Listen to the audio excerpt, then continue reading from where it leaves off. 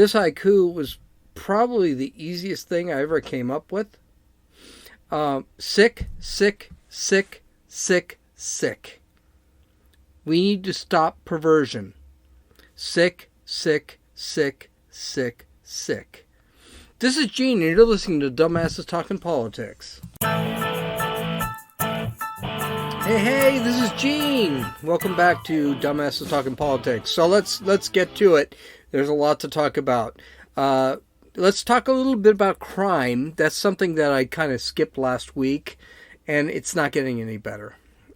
So here's the question. What do Minneapolis, Atlanta, Chicago, Seattle, Philadelphia, Dallas, and New York all have in common?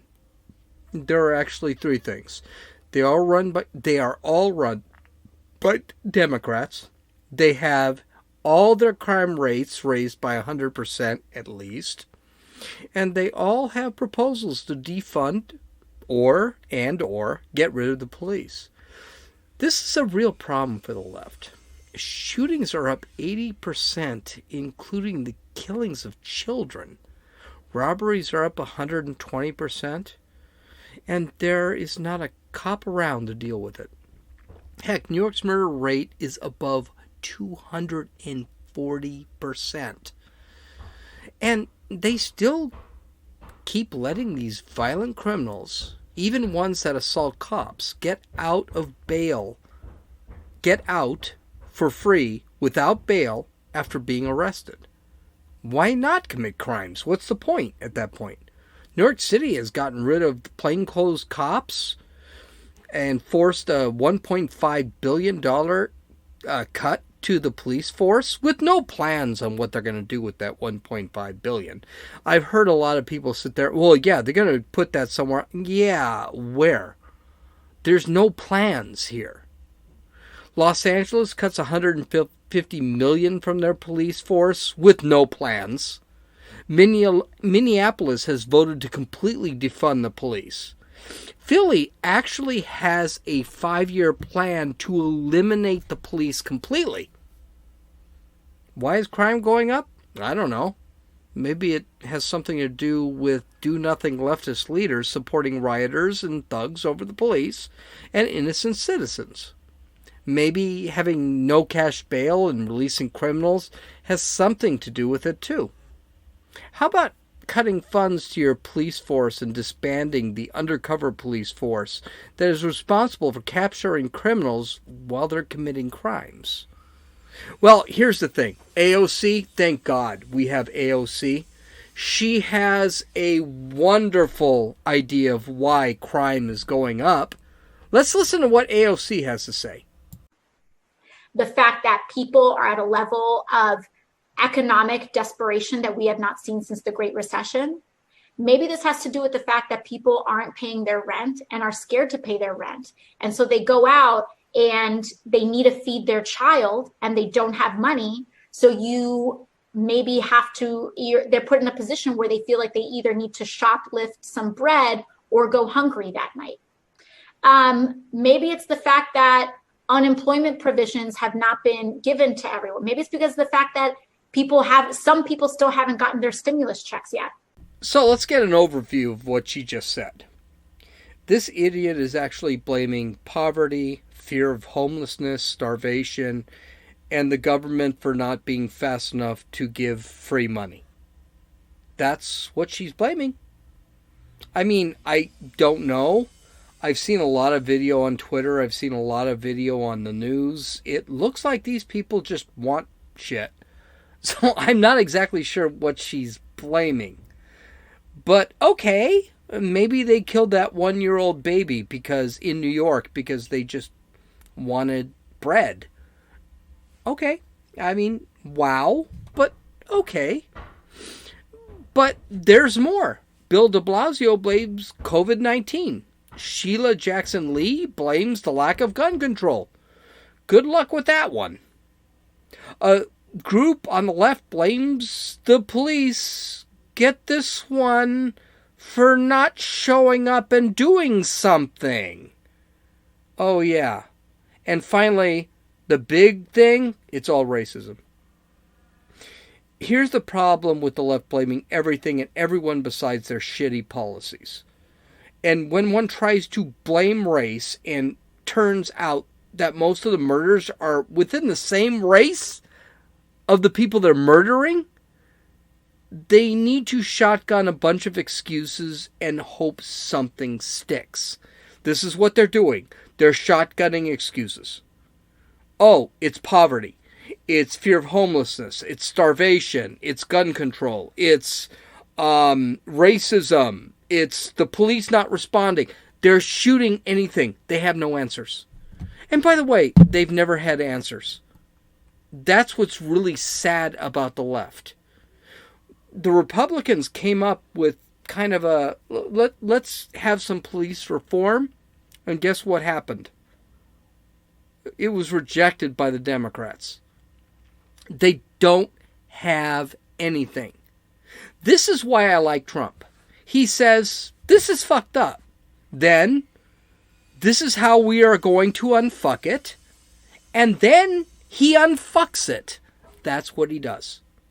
That's what he does. And definitely kids are not going to be able to listen to this. And Republicans, he's got the balls to actually do some of that stuff. Republicans don't. Republicans have really shown their cowardice. It's getting kind of annoying. Do me a favor. Do something. Now this week, an example of this was this week, Jeff Sessions lost his primary by a lot to another Republican. Great. You know something? Jeff Sessions didn't have the balls to say, I'm not going to recuse myself, even though legally he should have recused himself. But that's the problem. True Republicans like me, or libertarians, I'm more of a libertarian, we're going to get into that in the next section, we're tired of this shit. Do something about it. Be a man. Fight. What has Trump done? He has unleashed the federal government, the federal legal agencies, to go take care of the worst hit places like Seattle, like Portland, like New York, Washington, D.C. These people are actually going out there in full camouflage and body armor, fully frickin' armed. And they are walking out and they're just arresting people. And now these people are, the left is screaming, you can't do that, you're a fascist, blah, blah, blah. Who cares? Trump is doing the right thing. He is unfucking things. This is a good thing. I don't know when people are going to learn. The left only cares about talking points and narratives. Black Lives Matter is a narrative. They are a Marxist organization. That's what it is. They don't care about black lives. If a black person kills another black person, that's irrelevant. All this is only a trick so that they can get power from the people.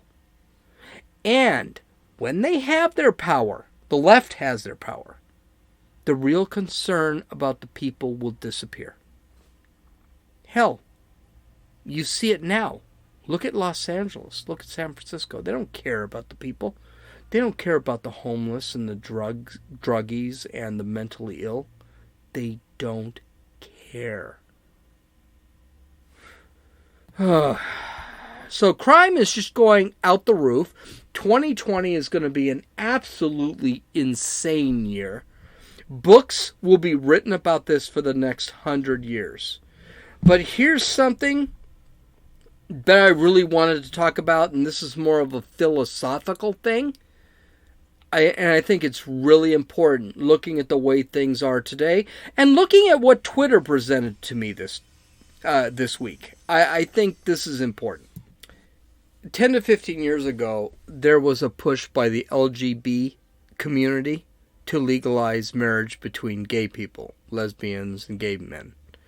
Now, in California, there was a law that we got to vote on that would define marriage between a man and a woman. Now, I was younger and dumber, and by the way, it was probably closer to, I don't know how long it was, but I was younger and dumber. and had some misdirected issues with gays getting married. So, of course, I voted for the proposition, which was Proposition 8 in California. Of course, I live in California where voting for state and local laws is really irrelevant. And I think probably voting for federal laws is pretty irrelevant. I don't even vote in California anymore for local, state, or even any law. It's just, it doesn't work. I'm going to lose, so I don't care. Prop 8 passed by a huge margin, which means gay marriage was illegal. The governor said it was unconstitutional. The Ninth Circuit Court of Appeals agreed, and the Supreme Court legalized gay marriage a few years later. So, if you wonder why I don't vote, there you go. But over the years, I wondered what my reasons were for being against gay marriage. Because I just really was conflicted about it. I came to the 3 following reasons. I don't like gays. It's against my Catholic faith. And homosexuality is not natural and should not be supported by the government. That was it. Now, that sounds pretty serious, right? But upon careful introspection, because I'm not one of these guys that's just kind of a dick, those 3 reasons were not true when compared to my belief system. And as a matter of fact, one of them went completely against my belief system. 1, I never disliked gays. In fact, during a debate, I was hurt when my friend told me she would not invite me to her wedding with her partner, my lesbian friend. It actually hurt my feelings. 2, my religion really was not an issue. I could not quote anything from the Bible, and gays would not be married in the church, mosques, or temples of the major religions, which made gay marriage only a civil union. So I don't know why that bothered me. And 3, isn't it hypocritical to believe that I'm embarrassed by? It's hypocritical. And I'm embarrassed by this. The government should not be telling anyone what they can and cannot do. I'm a libertarian. I just don't think the government has a right to say anything. And here's the thing. This was a tough thing for me. I could never win a debate about gay marriage. I've never won a debate on gay marriage. Ever. I always lost because I never really believed in the banishment of gay marriage. Now, normal and natural are 2 totally different things. Homosexual men will never have children unless a woman is involved. That is because homosexual men cannot have babies because it is unnatural for homosexual men to have sex and think they're going to procreate and have babies. Same thing with lesbian women. Period. It's a done deal. Normal is saying that one can be attracted to his own sex, and it is what it is. Period. A civil union between 2 is not going to change what is normal and what is natural. Civil unions can become normal. That doesn't mean that the procreation is natural. That's fine. I'm good with that. And that's a science thing. We'll get into that a little later. But my 3rd point really bothers my true belief. It violates my true belief. The government should not tell people what they can and cannot do. I was actually being a dick to my own beliefs by saying no to a gay person who wants to marry someone of his or her own sex. Needless to say, being a hypocrite does not sit well. I thought about it and realized that I really was not against gay marriage. It was that I was against the militancy of the LGBT.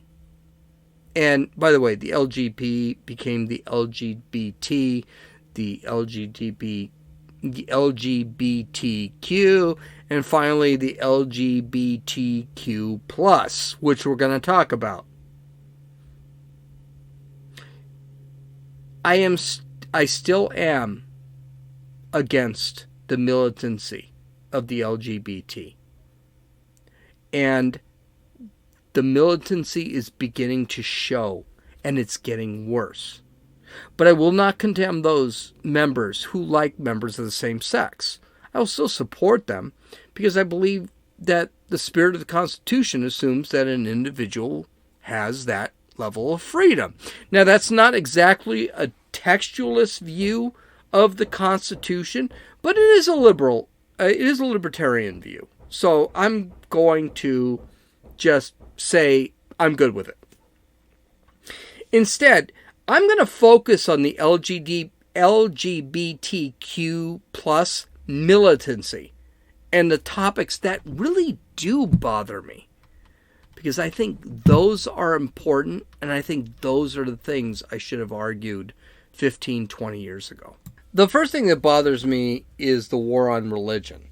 A few years ago, when the Supreme Court ruled that banning gay marriage was unconstitutional, however they came up with that, I believe it was Justice Scalia that asked the pro-gay marriage lawyer if this was going to lead to forcing religions to marry gay couples. He responded that he did not know.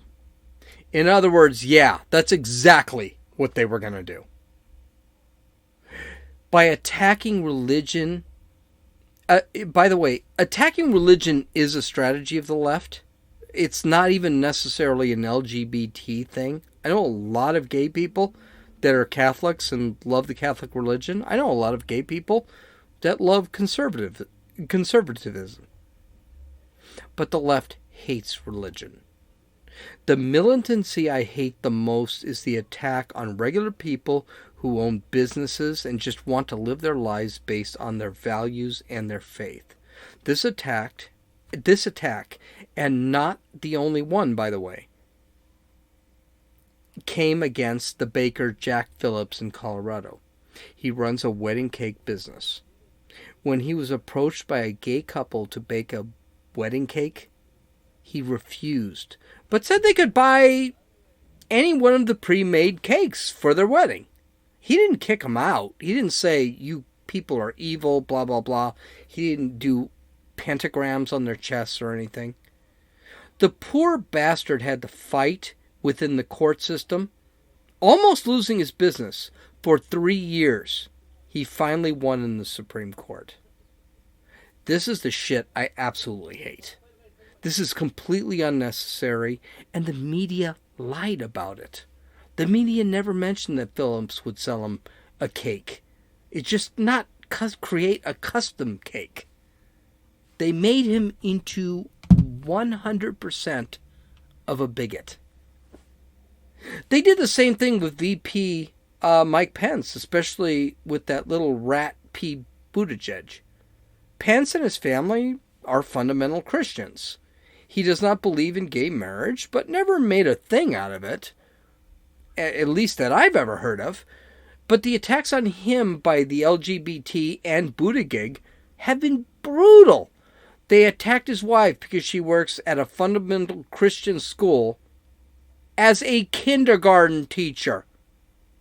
And that school required the teachers to follow specific moral values and lifestyles. And suddenly, Mike Pence is a bigot. Now, granted, back then, being called a bigot was kind of a thing, but not really. It's just like being called a racist was kind of a thing, but not really. But whatever. But the goal of the LGBT is to get religion banned. And the goal of the left is to get religion banned. And one of the ways to do that is choke them out financially. Take away their tax-exempt status. This is wrong. It's really wrong, since these people are nonprofits. My church was a nonprofit.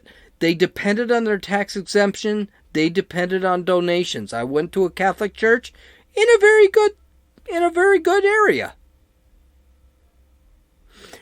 The left, the LGBT, they have to ban religion. Because religion will never promote what the LGBT wants. And what is it they want? They want homosexuality to be nature. The LGBTQ plus whatever wants to confuse nature versus normal. Just because it is normal does not make it natural. The reason the Bible says a man shall not lay with another man is not because the writers of the Bible were gay-hating bigots. It's because the purpose of procreation is to have children. As a matter of fact, when you get married in the Catholic Church, I'm pretty sure it's the same in the Jewish temple, is you're going to raise your children to be good Catholics or good Jews.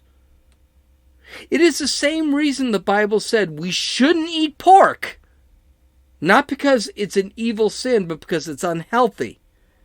And we should be circumcised as men. Not because it's a sin not to be circumcised, because it's unhealthy not to be circumcised because of the bacteria accrual back then. It was health. Now, I love bacon and women love men circumcised. So, I mean, we take that for a grain of salt. But that's one of the reasons. It was always concerned with nature. The Bible, the Torah, even the Quran were really concentrating on nature. They didn't care what was normal. Gay men and women cannot have children, period. Darwin, who the left always trotted out to dismiss religion, has proven this. Survival of the fittest, this survival of the fittest thing is about the species that can procreate and produce a bunch of kids, and they will survive. This goes against gays, gay marriage. This goes against anything, because two gay men could be stuck on an island for 50 years with all of the benefits of civilization, and they're going to be dead in 70 years, 100 years. I could stick on an island 100 million gay men with everything that they need to make the perfect civilization, all the technology, everything, and in 100 years, all 100 million gay men are going to be dead because they can't procreate. That is the problem with Darwin and gay rights. That is why the left has stopped referring to Darwin when they tried to disprove religion. Interesting, huh? But it's not just that. It goes beyond. There is a war on science and language by the LGBTQ plus and the left. What do I mean? Let's take a look at the growth of the movement. It used to be LGB, lesbians, gays, and bisexuals. Then it went to LGBT, lesbian, gays, bisexuals, transsexuals. Then it went to LGBTQ, lesbians, gays, bisexuals, transsexuals, and queers. Now, queers is a weird one, so we're not really sure what that means. The first four letters, yeah, we get all that. Now it is called LGBTQ+. Probably because no one will be able to remember what they call themselves if they keep adding the 64 different freaking pronouns that they request that people use. The LGBTQ plus is trying to create language by changing the definition of sex and gender. They want to believe that gender and sex are fluid. We are not male and female, but we can be what we want to be, which is obviously complete crap. If you want to be a man, if you are a man that likes other men, you are still a man. but not so for them. We need to use other pronouns or fear insulting that man. The big example is by changing the pronoun here, she, or to they. If I'm a bisexual or whatever, you should call me they and not he. This is the great lie. This is the great change. This is something we cannot tolerate. It is dangerous to tolerate this. When the LGBTQ plus are doing is now trying to change science to the acceptance of manipulated language. Today, they say that a man who says he is a woman is a woman. And more than one person has said it is scientifically proven simply by changing the language that has become normal. How? Because we call him her, and that is accepted by society. That has become normal. Here's a newsflash. A he who becomes a she is not normal, and we cannot accept it as normal. And it's not true. And we're seeing this now. Men who say they are women have asked the American Medical Association to treat men as if they are women because those men think they are women. There will be lawsuits over this because doctors are, contrary to what everyone believes, the left always says how science, the right always ignores science. The reality is the innards of a man and the innards of a woman are completely different. So what's going to happen? I'm going to sit back and have my dick cut off, and I'm going to claim I'm a woman. They're going to have to treat me as a woman, and I don't have anything that's of a woman. And so what am I going to do? I'm going to get cancer, possibly be close to death. I'm going to sue. This is insane. Men who say they are women want to compete in women's sports. There's a lawsuit in Connecticut that is fighting to stop transsexual men from competing in school sports. Language made the judge say in the case that the plaintiff could not refer to the defendants as men because they were scientifically proven that men can be women. Not because they're science, but because we changed the language to the point that it's science. It's insane. This is wrong. This is sick. This is an abomination. It's a lie. If someone wants to mutilate his genitals and call himself a woman, fine. I don't care. He has the freedom to do that. Whatever. Or she has the freedom to do that. I don't care. I will even call him a her out of respect if I'm having dinner. I'm pretty sure that these people, I'm not going to have a lot of dinners with those type of people. But when a group of people say I am a bigot, they want me to lose my job and livelihood, or even put me in legal trouble because I will not buy this crap, that's where I have an issue. That's what's happening. It's already happening in Canada. It's already happening in Europe. This stuff is happening already. I won't do it either.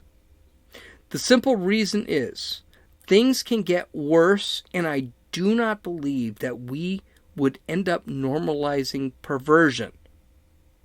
I do not want to normalize perversion.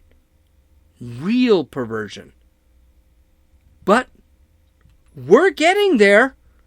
And in 5 years, I'm scared to death to see what's going to happen. So let's take a look at the embrace of perversion, because I think we're already there. If you are older like me, you will remember that one was looked down on as a gay person. It was weird. It was perverse. That's what we thought back then. That was a long time ago. It was 50 years ago. Why would anyone want to do things like that to someone of their own sex. But the reality is homosexuality has been around forever, so it is not that bizarre. J. Edgar Hoover was gay and rumored to be a transvestite in the 50s and 60s, and it was accepted. This seemed to be an open secret. Dean Martin was gay. The guy from the Brady Bunch was gay. There were a lot of people that were gay in history. Let's take a look at other historical figures that were gay. Socrates was gay. Alexander the Great, Leonardo da Vinci, Michelangelo, Sally Ride, the Wachowski brothers from the Matrix fame. They are actually transsexuals. Oscar Wilde, and that's just to name a few. So, homosexuality has never been something unheard of in our society. I will even go so far as to say that gay marriage probably had its movement started back in the 60s and 70s. This wasn't just something that was just really out there, and it wasn't something that was going to stop. It was going to happen. But here's what I always feared. If you give a mouse a cookie, the mouse is going to want a glass of milk, and that's what's happening right now. The American Psychological Society took the mental illness called gender dysphoria disorder from the DSM-5, the medical encyclopedia for psychologists. This has changed the scene for potential transgenders and opened up a whole new form of perversion I never thought I'd see in my lifetime. This has also changed our laws. It's changed and the procedures for one changing their sex. Laws are in place that allow for a transgender person to go through counseling before they actually go through the deed. Now, and there's a reason it does that. They did this because suicide rates amongst transgenders is actually quite high. Because they realized they just did something, there's really no way of going back. And so they wanted to make sure that this individual was completely stable before he or she went through this surgery. Now they don't have to do that anymore. They're of course, they're advised. Something as simple as getting a vasectomy, you have to sign 5 billion pieces of paperwork because going back is just not that easy. Here, they don't have to do that. And that's weird. The other problem is children now can make this decision. This is something, it's still being fought in the courts. A prepubescent child now can determine whether he wants to be a boy or a girl. I'm sorry, now we're going into bad lands. Because basically, these little kids can if their parents allow it, and now it's looking like even the parents don't have to be for it. It's almost considered a sin of the parents to stop a child from moving into a transgender world. The problem with it, once a prepubescent child starts, it's hard to go back. What was done is now it's supported that children can have hormone therapy to stop their puberty. How a child who, we don't let people drink until they're 21, drive until they're 16, vote until they're 18. How someone at 11 can make a decision like basically stopping one sex is essentially what it is. Well, the elimination of gender dysphoria disorder, which is said that a lot of kids go through, is now a problem because instead of treating a child with gender dysphoria disorder, now they just, let them be a transsexual. Sexualizing our kids is becoming a thing. Let's take a look at Desmond the Amazing. I've talked about him, the transsexual, transvestite, 11-year-old. He's actually done a sex dance at a gay bar while having dollar bills tossed at him. Don't believe me? All you have to do is go on the internet, go to YouTube, type in Desmond is Amazing, and take a look at his YouTube channel. For some reason, YouTube will block some of my videos, but they don't block this just sick stuff. But this type of perversion is becoming mainstream. Listen to Don Lemon, who is a gay black man married to a gay white man, talk about pedophilia and actually have sympathy for pedophiles. During the Jerry Sandusky case is horrifying, but a CNN.com commentary raises a thought-provoking question. Should pedophiles be extended some measure of sympathy? Are we doing enough to identify and help pedophiles before they victimize our children? Dr. James Cantor wrote that commentary. He is a psychologist and a senior scientist at the Center for Addiction and Mental Health in Toronto, and he joins us now. Doctor, thank you for joining us.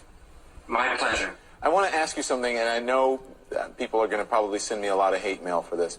I've never been one to take glee in anyone's demise, and when I saw Jerry Sandusky walk out in handcuffs, I did kind of feel a bit sorry for him, even though I know the jury found him to do some horrific things. I was like, you know, his life is over. All of these young boys, it was terrible for them as well. There are no winners.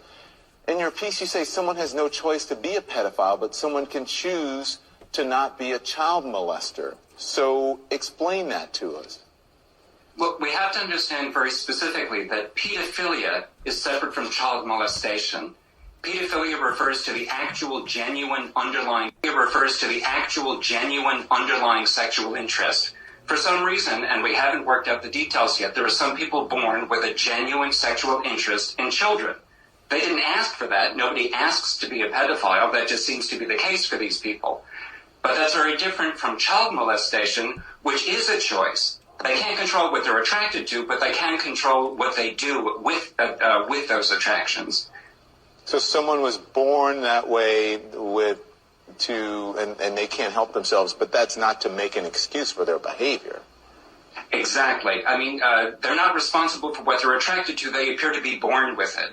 We know through a series of brain studies, both from my research group and from other teams, that they're born with slightly different brain anatomy. And the differences that they show are not the kinds of differences that emerge over a lifetime. Rather, they seem to be the kinds of differences where whatever the chain of events it is, that chain of events began before birth. It really had nothing to do with any choice that they made. Just wow. Really? Is that where we're going? The television show South Park had an episode called NAMBLA. NAMBLA stands for North American Man-Boy Love Association. I looked this group up, and it does exist. They say that pedophilia with little boys, men with little boys, is just another sexual choice. Just like being gay is, being bisexual is, being transgender. It's just another sexual option. This group actually did get into trouble for teaching men how to get little boys and not get arrested. They wanted this to be normal. They actually wanted to be added to the LGBTQ+, and who knows if they're not added. Supposedly they were rejected, but who knows what the plus means. Could this be mainstream soon? There's a man in Virginia who is suing to make incest legal. Incest legal. That is a person having sex with one of his kids. Remember what the governor of Virginia believes remember that the governor of Virginia believes that babies who are born should be able to still be, quote, aborted, end quote. Which means you basically can kill babies because they're not human beings yet. Could incest actually become mainstream? And when did we have so little respect for human life, so little respect for children? I don't understand. Here's the problem. Could all this stuff become mainstream? And the answer is yes. This is exactly why I was against gay marriage. This is exactly what I was afraid of. Give a mouse a cookie and it will want a glass of milk. I'm going to buy that book, by the way. It's a children's book, and I'm going to read it every day because that'll remind me, okay, be against this. Be against this. Come with a reason to be against something. And if the reason isn't necessarily I was never against gay marriage per se, but I was against where the LGBT was going. That was what I was against. And look at where they're going right now. Perversion is something that should never be accepted.